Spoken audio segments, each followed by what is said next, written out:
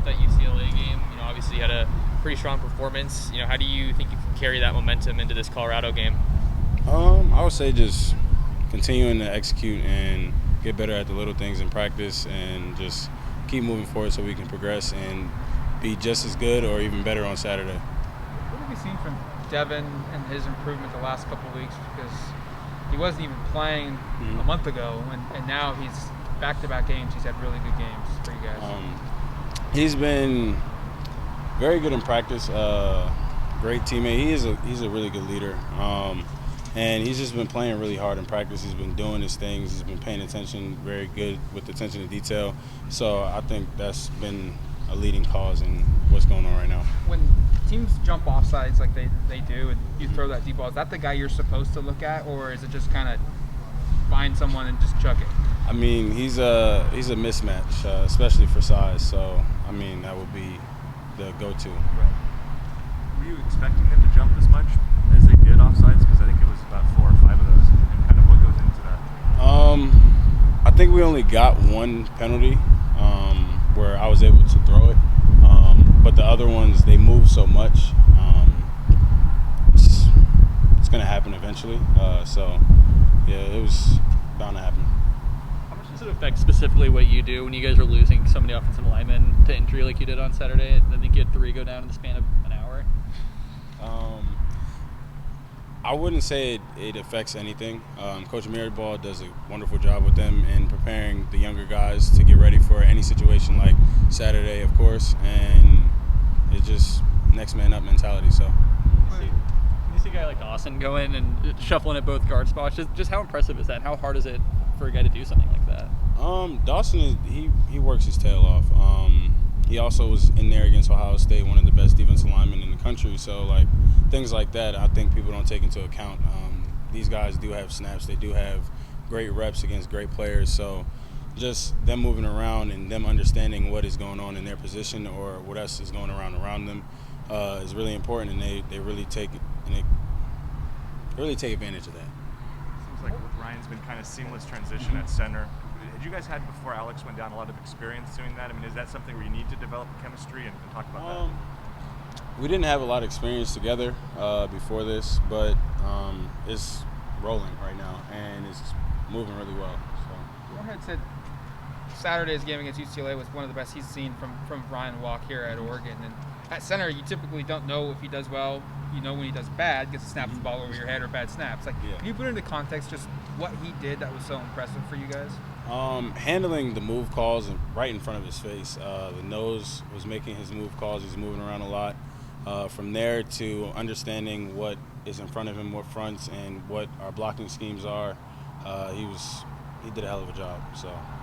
Your team talks about the 1-0 process each week. Just talk about what that means to you, and also how do you able to just kind of avoid this extra distractions outside noise? I would say just controlling what I can control. And the same thing goes for my teammates. We all just focus on what we need to focus on, whether it's practice, film study, extra work, whatever the case may be. Just taking everything in and being 1-0 at every rep, everything we do. So that's really that. What have you seen from Micah in particular, because this was a career high in receptions for him this past game? Was there something that either he did differently during the game, just got more open, or just the way the game plan came together? It's just the way the game plan came together. What has he been doing maybe even differently or improved on in practice over the last month or so? I mean, even from the beginning of the season, Micah has been great in practice. So it was bound for this to happen for him, and I'm really proud of him, and I'm pretty sure it's going to keep going. Who did you go up to right after the game? Coach Fry. He was there with me at BC, I want to say in 2018, 2017, before he left and went to UCLA. He was our offensive line coach there, and I really love Coach Fry. So we talked for a little bit, and then we just said our goodbyes, and we're going to eventually connect with each other down the road. And the people you spoke with last week, was Kenny Pickett among them? No, but Kenny is my dog. We've been playing against each other, with each other since we were like 8 years old. So I'm really happy for him right now, and I'm not surprised about what he's doing right now, and I'm proud of him. Defensively, Colorado statistically is one of the stronger in the conference. Yes. What have you seen from them that allows them to do that? They are very powerful. They have some really good talent on defense, and they play really hard. So they're not going to fool you with anything, but they are going to play you nose up, and they're just going to try to, I would say, just overpower you. We had a little time to watch the film. What stood out from Saturday? What things do you feel like you did really well, and maybe areas for improvement personally? I would say just attention to detail. Like we talked about last week, UCLA, they do a lot from a blitz standpoint. But one thing I would say I could have done better in the game was sitting in the pocket a little bit longer and trusting getting open, and as well as the rush initially in the beginning of the game. So that was that. Can you walk me through the 43-yard touchdown and maybe what you saw? I know DJ he was kind of your lead blocker there and cleaned some stuff up, but what kind of was your process there? Just a simple read the mic, ran with the running back on the swing, and I followed DJ, and just basically it was a two-way go, and the safety made the decision for me. So I just took off inside of him.